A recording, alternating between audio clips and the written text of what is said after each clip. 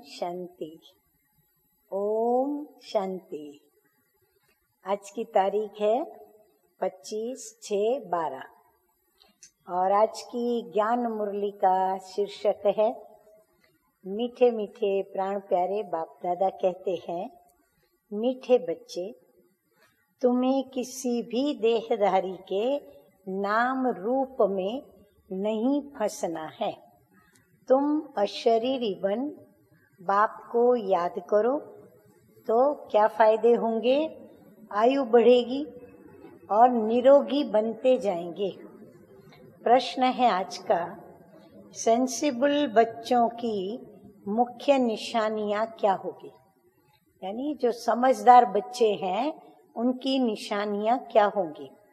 उत्तर है, जो सेंसिबल होंगे वह पहले स्वयं में धारणा कर फिर दूसरों को कराएंगे।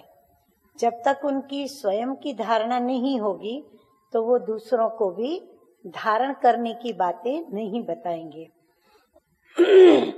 बादल भर कर जाए तो वर्षा करेंगे, पढ़ाई के समय उबासी भी नहीं लेंगे। हाँ, नहीं तो कई क्या करते हैं, योग में बैठेंगे तो भी सुस्ती अलबेलेपन के कारण उबासी लेंगे, नींद करेंगे या पढ़ाई के समय भी उबासी लेंगे। ब्राह्मणियों पर रेस्पॉन्सिबिलिटी है। बाबा कहते हैं, यदि स्टूडेंट्स उबासी खाते हैं, पढ़ाई नहीं ठीक पढ़ते हैं, तो उसकी जवाबदारी किसके ऊपर है? टीचर्स बहनों के ऊपर। तो यहाँ उन्हें ही लेकर के आना है जो रिफ्रेश होकर जाए और फिर जाकर के वर्षा करे।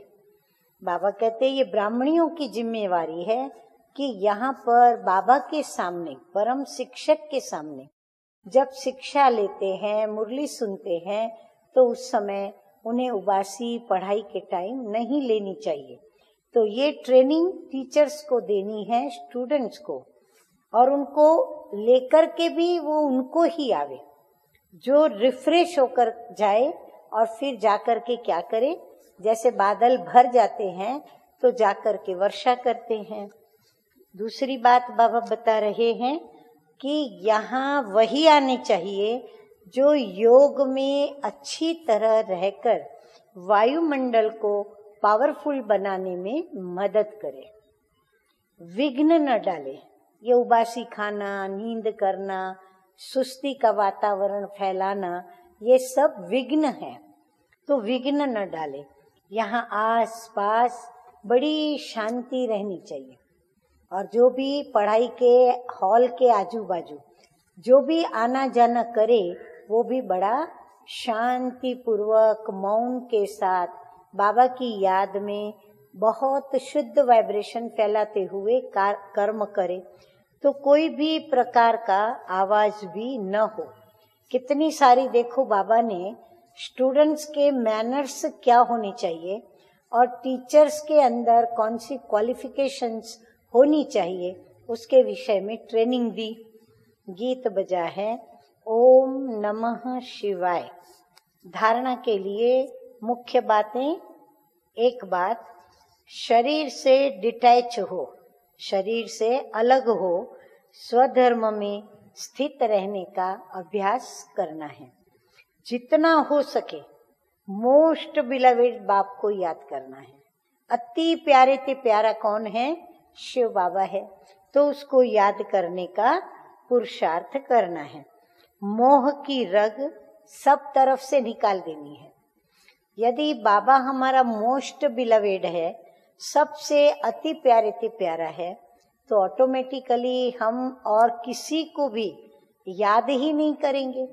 याद कब करते हैं? जब रग जाती है, बुद्धि जाती है उस तरफ, तो बुद्धि जाएगी ही नहीं तो याद भी नहीं करेंगे।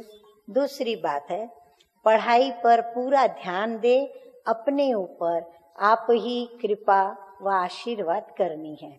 बुद्धि योग हद से तोड़ बेहद से जोड़ना है। बाप का बनकर बाप पर पूरा पूरा बलि चढ़ना है। वरदान है आज का, रंग और रूप के साथ साथ संपूर्ण पवित्रता की खुशबू को धारण करने वाले आकर्षण मूर्त भव। पुष्प जो होता है उसका रंग होता है, रूप होता है, सुगंध होती है।